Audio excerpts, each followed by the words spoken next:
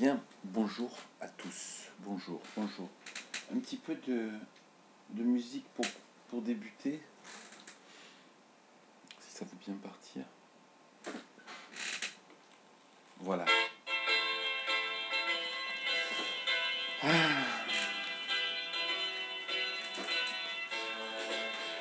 Alors vous reconnaissez sans doute le générique d'Amicalement Vôtre avec Danny Wilde et Brad Sinclair, Tony Curtis et Roger Moore. Donc c'est un titre original et puis donc The Persuaders. Et la musique qui a bercé la jeunesse, ceux qui ont vu cette série ou qui peuvent la revoir, je pense, qui est toujours très drôle. C'est quand même le challenge entre une Aston Martin et une Ferrari, le générique, donc c'est pas mal. Et c'est John Barry qui l'a fait. John Barry qui était le premier mari de Jane Birkin. Voilà. Donc c'est une musique qui date. Alors encore une fois, j'ai pas préparé la date, mais 1972, voilà le disque.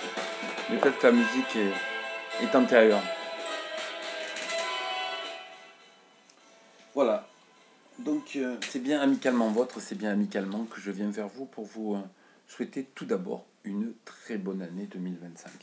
Ouais, ça fait un moment que je n'avais pas fait de vidéo, comme ça fait un moment que je ne suis pas allé chez le coiffeur non plus. Mais en fait ça fait un moment que je n'avais pas fait de vidéo et voilà, je vous souhaite à tous une belle année. Alors comme disaient les anciens, en santé et puis avec la réalisation de ce qui vous tient à cœur, des sourires et de la joie de vivre, que ce soit autour de vous, pour vous, et surtout en ce qui nous concerne, dans notre métier, dans nos réalisations, parce qu'un épanouissement professionnel facilite évidemment un épanouissement personnel.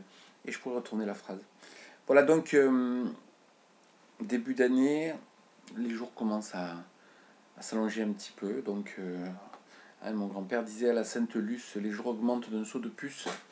Mais c'est une erreur, parce que la Sainte-Luce, c'est le 13 décembre et pas le 22 ou le 23, donc après le solstice.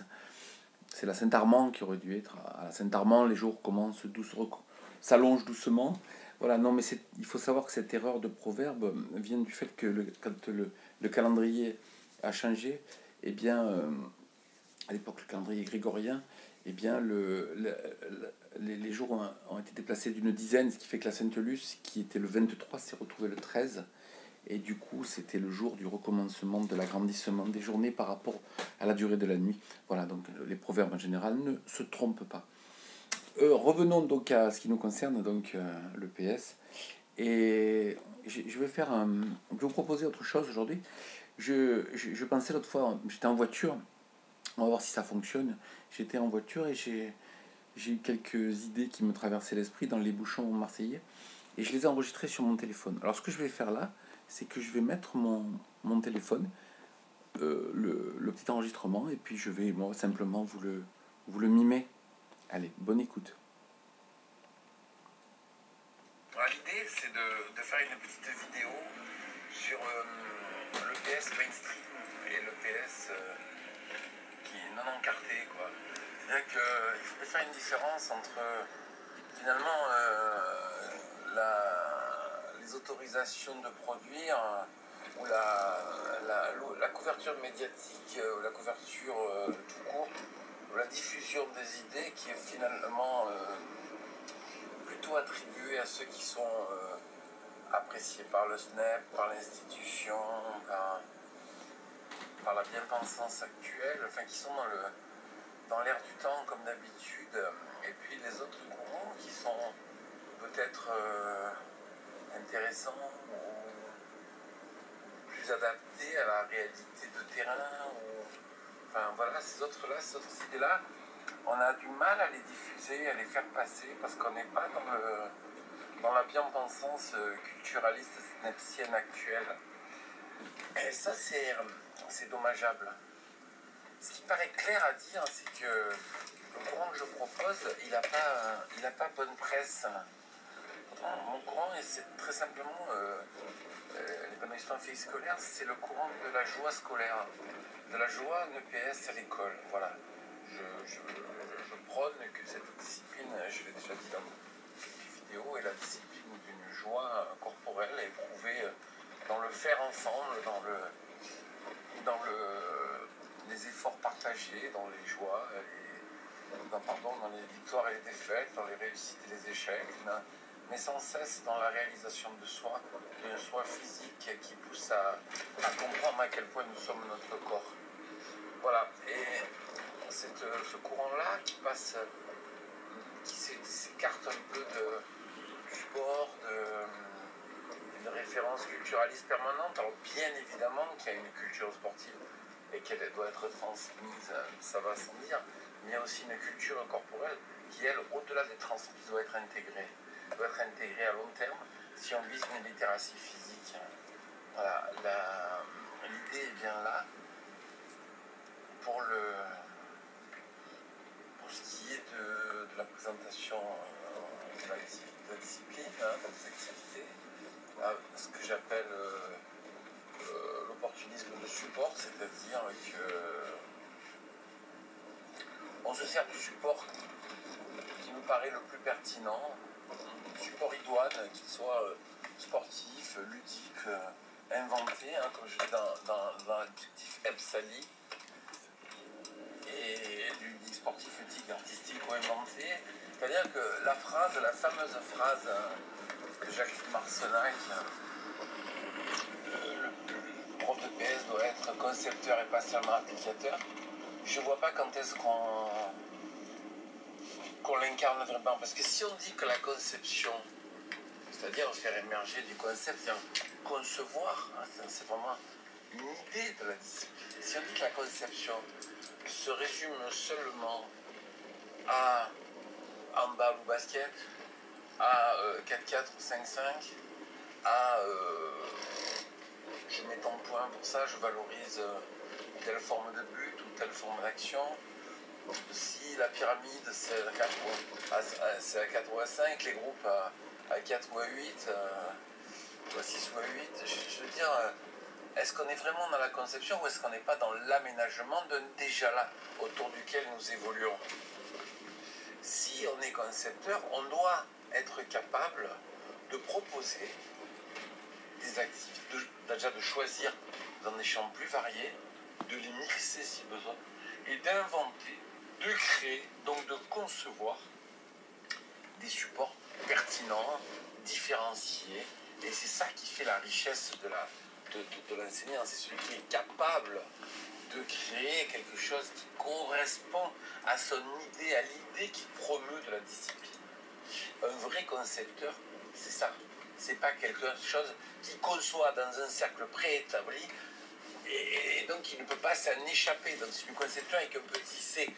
Si on vise une conception avec un grand C, on doit pouvoir aller vers la création.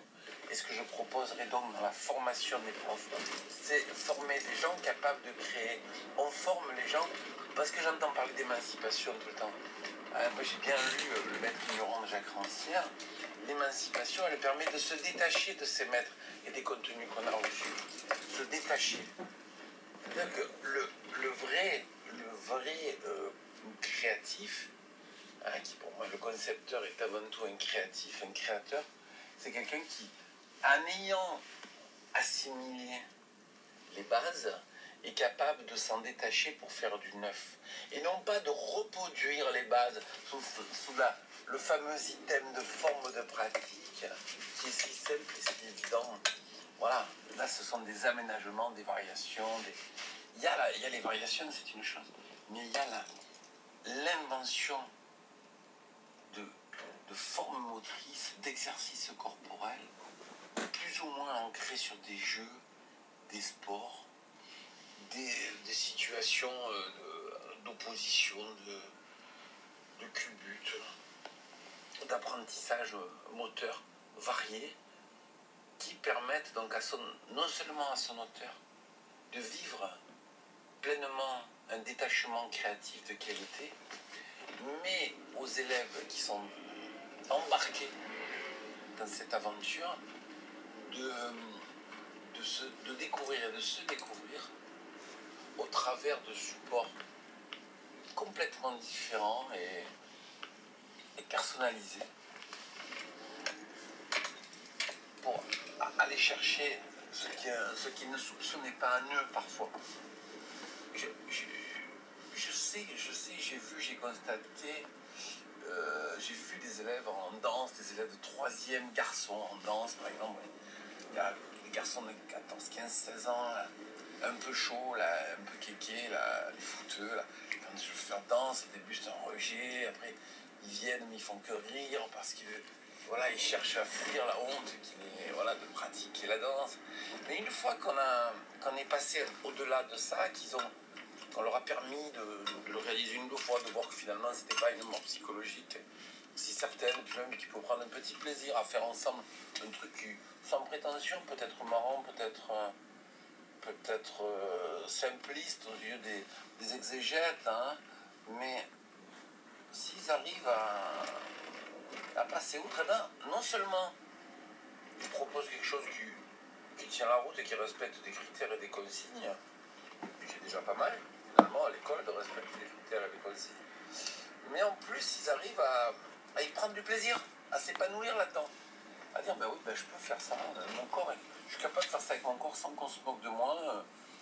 Il n'y a pas que les TN qui font qui je suis. Il y a aussi ma motricité, ce que j'arrive à en faire émerger. Et ça me paraît particulièrement intéressant. Voilà, donc c'est ce que je voulais développer là comme idée, comme future proposition à la communauté de réflexion pour l'avenir de la discipline.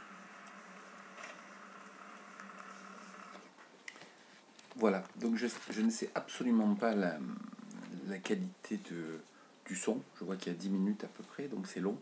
J'espère que c'est assez audible, je vais le vérifier par moi-même. Voilà, donc l'idée c'est ça, c'est de ce que je développais là-dedans, c'est vraiment d'aller vers la création et la conception, en s'échappant de tout enfermement, de toute cristallisation autour d'objets de courant, d'idéologie, parce que ce sont des idéologies, et d'essayer de digérer son appris pour penser son faire. Voilà. Et pour penser son faire, pour se détacher, on vise l'émancipation, j'entends beaucoup parler, je vous ai montré tout à l'heure le livre de Jacques Rancière, là, voilà, où il parle de l'émancipation, mais on en parle beaucoup, mais c'est un peu comme l'Arlésienne, on la voit pas souvent. Mais non seulement on ne la voit pas chez les élèves, mais en plus on ne la voit pas chez les enseignants. On a une reproduction plus ou moins classique et plus ou moins réussie d'ailleurs de ce qui est déjà fait avec des appropriations. On a de la régulation souvent, de la régulation. Là, on n'a plus de conception, plus de création, comme on a d'ailleurs plus de concepteurs ou de vrais créatifs dans la discipline. On a que les gens qui pensent l'histoire. Enfin, c'est souvent ce que je dis, c'est que la différence entre réfléchir et penser. Alors on m'a reproché souvent que moi je place le penser au-dessus de réfléchir en termes d'action cognitive, de sollicitation cognitive, mais il ne faut pas confondre penser à et penser en complément indirect et penser en complément d'objet direct. Penser à, bien sûr on peut penser au match de l'OM de ce soir contre Rennes, on peut penser à aller faire le plein de la voiture, on peut penser à aller acheter du pain parce qu'il n'y en a plus, ça, c'est de façon automatique, ça ne demande aucun effort. Donc là, ce cas-là, bien sûr, réfléchir est supérieur à penser. En revanche, quand on pense avec un complément d'objet direct, penser l'EPS, penser un domaine, c'est tout à fait autre chose. C'est essayer de l'embrasser dans sa globalité pour le comprendre, l'exploiter, le domaine, pouvoir le dépasser pour lui apporter du nouveau.